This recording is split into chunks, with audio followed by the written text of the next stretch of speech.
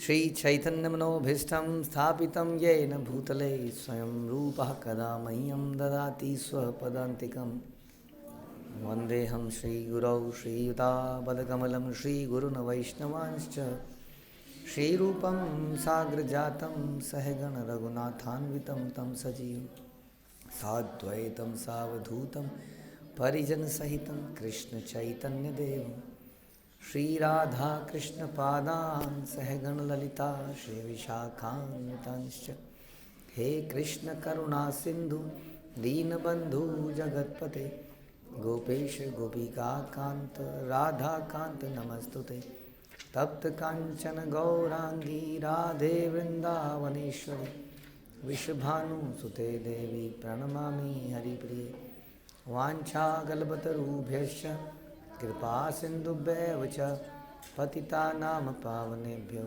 वैष्णवेभ्यो नमो नमः। जय श्री कृष्ण चैतन्य प्रभु नित्यानंद श्री अद्वैत गदाधर शिवासादि गौर भक्तवृंद। हरे कृष्णा कृष्ण कृष्ण हरे हरे, हरे राम राम राम हरे हरे। नमो विष्णुपादाय कृष्णप्रेष्ठाय भूतले श्रीमते भक्तिवेदांत स्वामिनिति नामिने नमस्ते सारस्वते देवे गौरवाणी प्रचारिणे निर्विशेष शून्यवादी पाश्चात्य देशतारिणे। हरे कृष्णा। भगवद गीता अध्याय 11वां द यूनिवर्सल फॉर्म विराट रूप श्लोक संख्या 25। दृष्ट्वा करालानि च ते मुखानि दृष्टैव कालानलसन्निभानि दिशो न जाने न लभे च शर्मा प्रसीद देवेश जगन्निवास। हे देवेश, हे जगन्निवास। देवेश मतलब देवों के ईश, देवादि देव, देवों के देव। जगन निवास, जगत के निवास। श्रीनिवास, जगन निवास। श्रीनिवास मतलब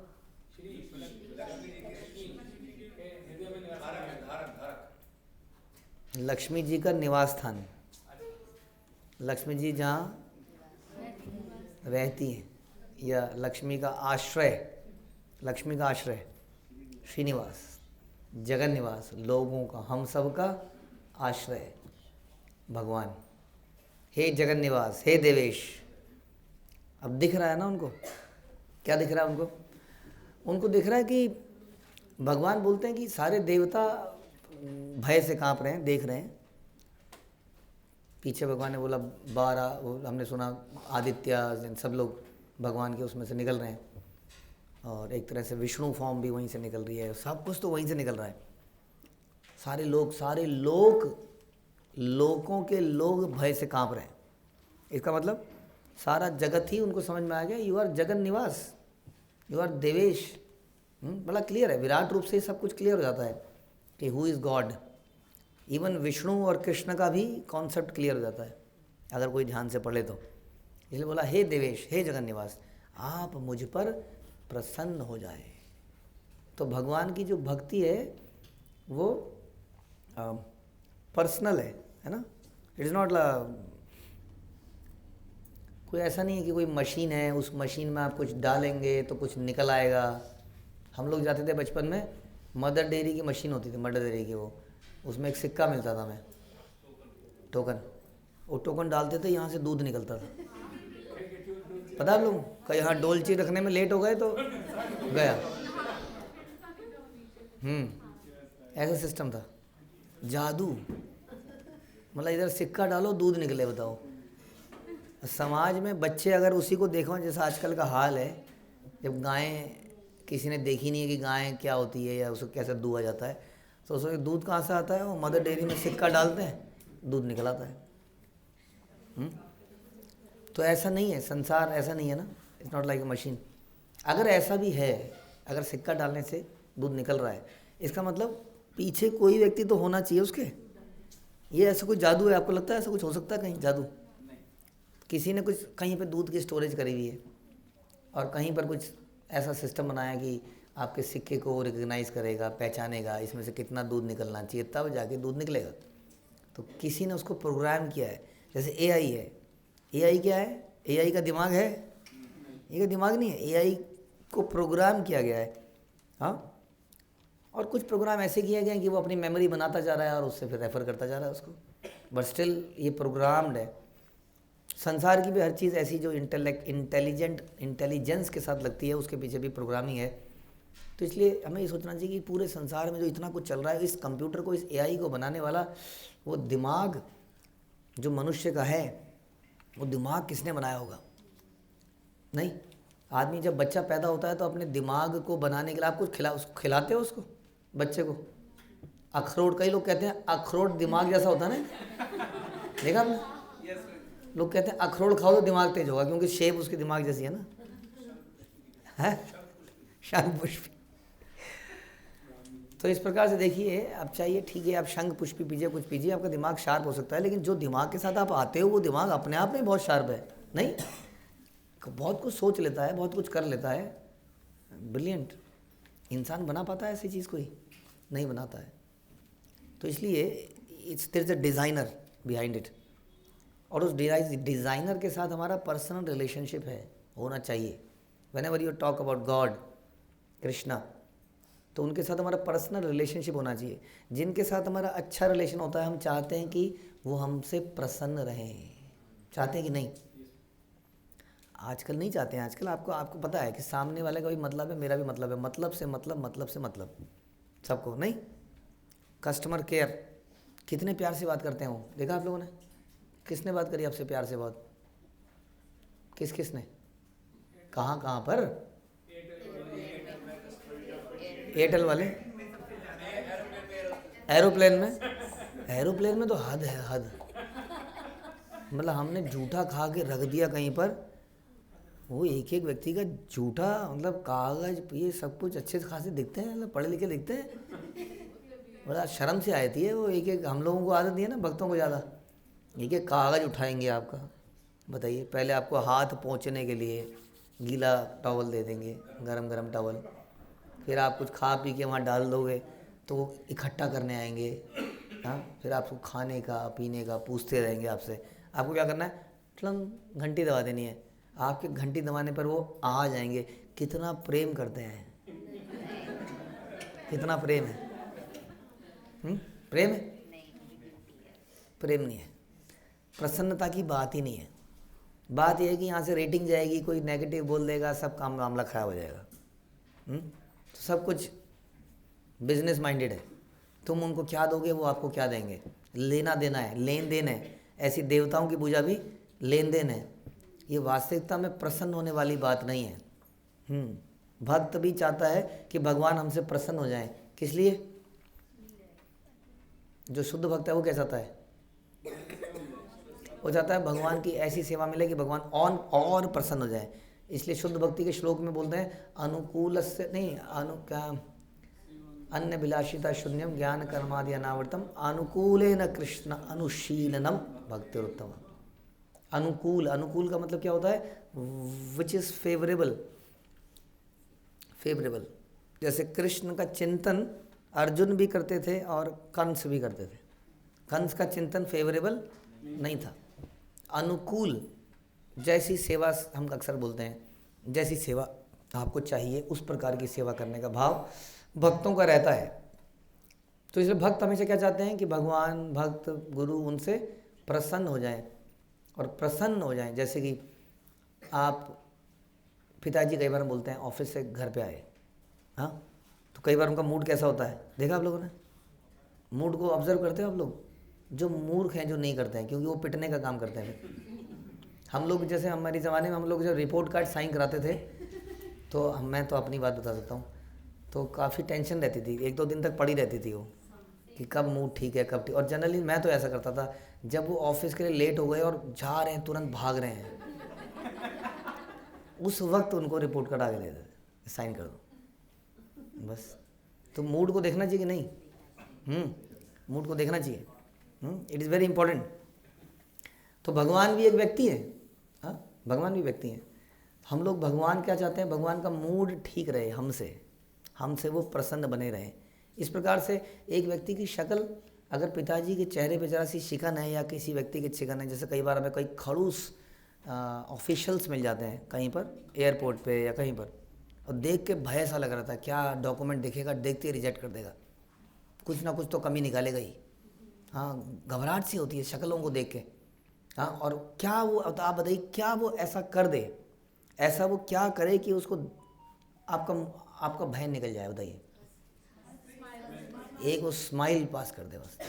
यस, हाँ जी बताइए। हाँ, और बदतमीज हो तुम।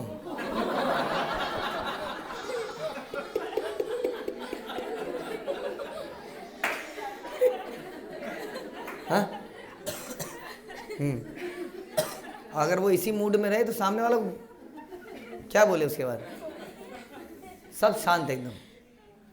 और एकदम से अगर वो चेहरे पे मुस्कान ले आए तो सारा माहौल ही बदल जाता है। इसलिए कहते हैं smile a lot is cost nothing.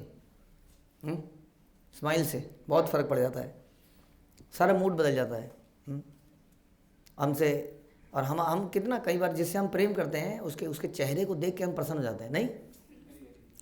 जैसे ही उसको देखते हैं तो एकदम से हाँ आनंदमय हो जाता है। उसी प्रकार से भक्त क्या चाहता है, हे भगवान आप हमसे प्रसन्न हो जाए। जस्ट इमेजिन कि भगवान सामने खड़े हैं और आपको देखते ही मुस्कुरा दें, कहते हैं ओह आप, हाँ कितना अच्छा लगता है। एकदम से प्रसन्नता हो जाती है। मैं एक बार कहाँ था मुझे याद नहीं आ रहा, ऐसा अक्सर हुआ था हमारे साथ, शायद हम चंडीगढ़ में थे या कहाँ थे। महाराज हमारे यहाँ दिल्ली से वहाँ पहुँचे और हम यहाँ से वहाँ पहुँच गए।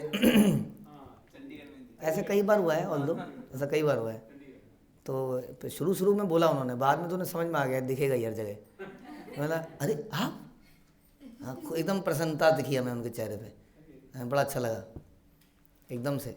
उन्होंने कहा ये कहाँ से आए, तो बट अ प्लेजिंग सरप्राइज, क्या कहते हैं, pleasant, but a pleasant surprise. अच्छा लगता है कि नहीं?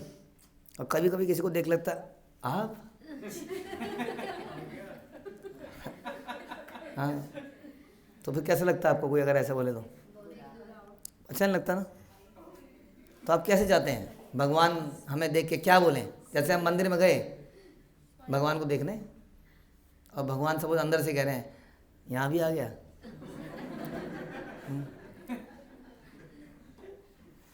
तो क्या इम्पोर्टेंट है? इसलिए भक्ति सिद्धांत सरस्वती ठाकुर कहते थे कि भगवान को देखने का प्रयास मत करो, कुछ ऐसा करो कि भगवान आपको देखें, आपको ढूंढे। Where is my devotee. कितनी कथाएं ऐसी। हु वाज दैट पर्सन, जब जगन्नाथ भगवान का हाथ जगन्नाथ मंदिर से बाहर आ गया, हाँ दास से बावरी टू टेक द नारियल, लाओ इसको रोक रखा है तुमने, हाथ, सोचिए जगन्नाथ जी का हाथ बाहर आ गया मंदिर के बाहर नारियल लेने के लिए। तो दिस इज द ईगरनेस। ऐसी बहुत सारी कथाएं हैं। तो दिस इज द थिंग। अब वो which was the devotee lady जो कि भगवान को पंढरपुर में सेवा करने गई और घर में बहुरानी उसको बांध दिया गया था, क्या नाम है उनका, सखूबाई। तो सखूबाई चली गई, उसकी सास ने बांध दिया था उसको, तो भगवान ने उसको छोड़ दिया, जा तेरे को दर्शन करने जा, मार देगी मेरी सास, डोंट वरी सब ठीक हो जाएगा। तो इन्होंने क्या किया, भगवान ने वो बहू का रूप ले लिया और वहाँ बंध गए और बाद में उसको खोला गया कि कर काम। तो कई दिन तक उसके घर में काम किया बहू बन के, झाड़ू पोछा सब कुछ, और वो वहाँ दर्शन करने गई। इस प्रकार से घटना घटी। बाद में उसका वहाँ डेथ हो गई, लोग वापस आए कि तुम्हारी बहू मर गई। बहू मर गई, दिमाग खराब, बहू मर गई, बहू अंदर काम कर रही है। तो इस प्रकार भगवान क्या क्या कर लेते हैं। तो क्या इंपॉर्टेंट है, भगवान हमें देखें या हम भगवान को देखें? भगवान हमको देखें। हाँ, क्या है वो, हमें बचपन में हमारी एक टीचर थी, ये बोलती, तब मुझे वहीं से याद है मैं अभी तक, नानक जग में जन्मिया जग हंसा हम रोए, ऐसी करनी कर चलो हम हंसे जग रोए। जब हम जाए दुनिया से तो हम मुस्कुराते हुए जा रहे हो और सारी दुनिया रो रही। और जब हम दुनिया में आते हैं तो सब प्रसन्न हो रहे होते हैं और वो बच्चा रो रहा होता है बेचारा। तो ऐसा करना है हमें वास्तव में। तो इसलिए हमारा उद्देश्य क्या होना चाहिए भक्ति करने का, कि भक्त हमसे प्रसन्न हो, गुरु हमसे प्रसन्न हो, भगवान हमसे प्रसन्न हो। इसलिए वो कह रहे हैं हे जगन निवास, हे देवेश, आप मुझ पर प्रसन्न हो, क्योंकि आपको देख कर ऐसा नहीं लग रहा है, आपको देख कर लग रहा है कुछ तो करने वाले हो आप इस विराट रूप में, लगता है कोई बचेगा नहीं अभी यहाँ। मैं इस प्रकार से आपके प्रलयाग्नि स्वरूपों, प्रलय की अग्नि जैसे स्वरूपों, मुखों को तथा विकराल दांतों को देखकर अपना संतुलन नहीं पा रहा हूँ। अब भगवान के दांत हम सुनते हैं ऐसे हैं जैसे मोगरे के कलियाँ, मोगरे की कलियाँ सफ़ेद सफ़ेद छोटी छोटी छोटी और चमक मार रही हैं ज़बरदस्त। और यहाँ दांत कैसे बता रहे हैं? विकराल दांत, हाँ, वो लंबे लंबे फाड़ देने वाले। कहते हैं कि प्रलय अग्नि जैसे स्वरूप मुखों तथा विकराल दांतों को देखकर अपना संतुलन नहीं बना पा रहा हूँ। भगवान आप क्या बैड मूड में है? What is the problem? मेरे से कुछ ज़रूर अपराध हुआ है इसका मतलब, वो पिताजी इन बैड मूड। तो कह रहे हैं आप मुझ पर प्रसन्न हो जाइए, ये हमारा पर्पस होना चाहिए। बड़ा डर लगता है। अब ये विकराल दांत वास्तव में, जैसे हम कई बार बोलते हैं कि बिल्ली जब चूहे को पकड़ती है तो विकराल दांतों से पकड़ती है। वो दांत ऐसे है ना, कच्च से ऐसे जाते हैं अंदर, जैसे कि खीरे में आपका चाकू, वो भी थोड़ा सा टाइट जाता होगा। जैसे खरबूजे को काट दो माना, और उसके अंदर के हिस्से में जो चाकू कच्च से ऐसे ही, ऐसी बिल्ली के दांत चूहे के अंदर ऐसे घुसते हैं और समाप्त। और उन्हीं भयंकर दांतों से वो क्या करती है? अपने बच्चे को पकड़ती है और कुछ नहीं होता उसको। वो वैसे ही जैसे कि भगवान नरसिंह देव के उन विकराल दांतों को देखकर सब लोग भयभीत थे। क्यों? एक तो तब कर कमल वरे नखम अद्भुत श्रृंगार, क्या अद्भुत श्रृंग है भैया, दलिता हिरण्यकशिपु तनुभृंग, क्या क्या अद्भुत श्रृंग है, क्या अद्भुत श्रृंगार है, अद्भुत श्रृंगार है। अब भगवान नरसिंह की माला अगर हमें पहना दी जाए, वो तो अंतड़ियों को पहनते हैं ऐसे ही, वो अंतड़ियाँ निकाल के उसको गले में पहने, और उनके नाखूनों में नेल पेंट लगा हुआ है, लेकिन वो नरसिंह, उसका हिरण्यकशिपु का खून है। अद्भुत श्रृंग। हाँ, तो बताइए कौन उनसे कौन चाहेगा? लेकिन वहीं पर भक्त प्रहलाद उन दांतों से, उन आंतों से किसी से परेशान नहीं है, वहाँ खड़ा है और भगवान अपनी वत्सलता दिखा रहे हैं। This is the devotee. हाँ, दिस इज द डिफरेंस, हम कई बार चर्चा कर चुके हैं। तो इस प्रकार हमारा उद्देश्य क्या होना चाहिए? हमने बोला कि भगवान हम पर प्रसन्न हो। कैसे प्रसन्न होंगे? हमारे कार्यों से, हमारी सेवाओं से। अदरवाइज वो कह रहे हैं मैं सब ओर से मोहग्रस्त हो गया हूँ, मेरे को समझ नहीं आ रहा है, संतुलन नहीं पा रहा हूँ। I always loved you, you always loved me, ये what is this going on today? क्या हो गया है? कुछ डिफरेंट से ही सीन चल गया है। तो अर्जुन कह रहे हैं दिस इज़ नॉट गुड। भगवान कृपया यदि आप नाराज़ हैं तो हमसे प्रसन्न हो जाइए। हरे कृष्ण। श्रील प्रभुपाद की जय, भगवद गीता की जय।